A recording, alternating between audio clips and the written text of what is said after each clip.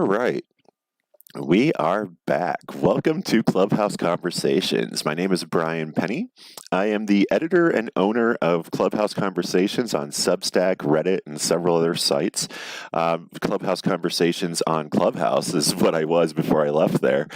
Before I did leave, though, I did do I was a reviewer, a critic for the Creator First pilot season for Clubhouse, which is their inaugural, technically their second, but they're calling it their inaugural class of creators that are going to try to carry this whole thing on their back. And we're going to see how that works out. So today we're going to go through and review the Sex Profiteers, which is Cyndi Pham and Magalie Rheault. I'm saying those names wrong. I apologize. But this was an interesting selection, I think. So what these women did was bring in, let me get her full name, Joanna Angel, I believe was her name. Joanna Angel, who she was basically one of the Suicide Girls, and then she's one of the pioneers of punk porn, which is basically like the woman's all tattooed up with colorful hair and all that kind of stuff, the chains, all that punk style. So she was an interesting guest, actually. I really appreciated listening to her speak. She had some good information, but this was a terrible interview overall. Like, Magalie and Cyndi had like no idea how to interview her. This was such an amateur level. Like you could tell Joanna at the beginning, she had no idea what was going on. She was just kind of like awkward. She didn't really understand. Then they asked her a question about the company she had started after Suicide Girls, I believe it was, or whatever, something along the lines of like something that happened to her when she was like 19 years old, and she's like almost 40, I believe. She's in her late 30s, mid to late 30s, and she laughed at it. She's just kind of like, I don't know. That was like over 20 years ago. It's hard for me to remember what was going on right then, and there was just these awkward moments where, I don't know. It didn't really hit well for me because they just weren't that great of interviewers. And it's interesting too because you would think that the way Clubhouse, like they're trying to go for influencers and try to make this platform big, and it's interesting because they took a lot of like sex and drugs, basically. Like the psychedelic guy's never going to be like famous for psychedelics. A lot of these sex people are never going to get famous for that. There's no way that they're going to become mainstream stars in the way that Clubhouse needs them to for whatever this direction Paul's trying to go, where he's trying to be their owner, basically, of their creative talent, of them as creative talent. And I mean, she was very good, but you could tell that these two people were friends. They brought their friend on. They know who Joanna was. They've met her before in some way, and even then, it was such an ill-prepared interview.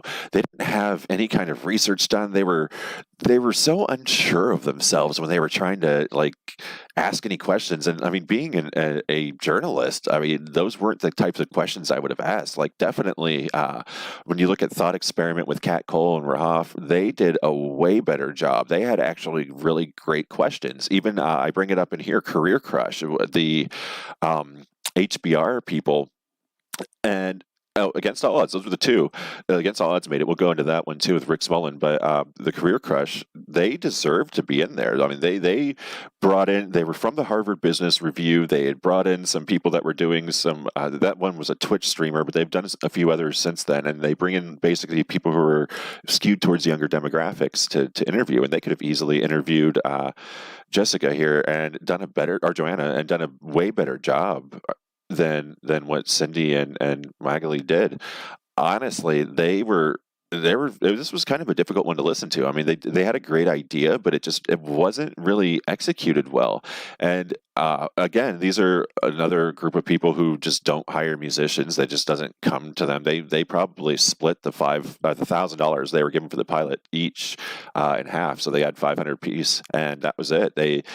I'm sure they didn't pay Joanna for the interview, and beyond that, they didn't do that great of a job. This was just an amateur interview, and I guess this is what Clubhouse wants. But of all the stuff that I saw in there, this is not one of the ones that I would have leaned towards. Especially that you had to pay two people to get this. This is kind of like the poor man's version of what Kat Cole and Rheault did, and I don't know. I mean, there was a lot better selections they could have gone with, but I mean, good for them. I hope they do some more interviews. Somebody let me know if they actually show up again. I've seen some of the other creators outside of the pilot season. I've never seen either of these people, and I sincerely doubt that I will.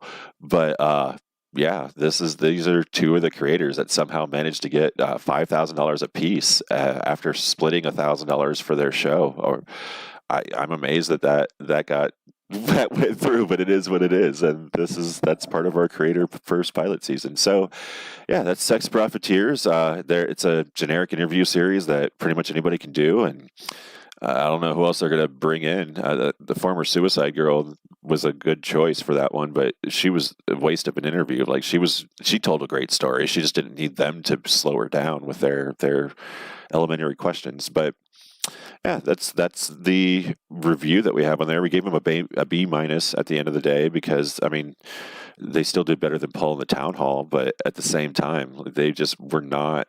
They weren't prepared for this. It just wasn't what we were looking for.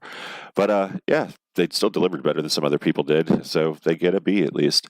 And that's all we got for today. This is Brian Penny from Clubhouse Conversations. Be sure to subscribe below to the newsletter and to YouTube, and check out all the other reviews of everything else that's going on in Clubhouse and all the rest of the creator economy.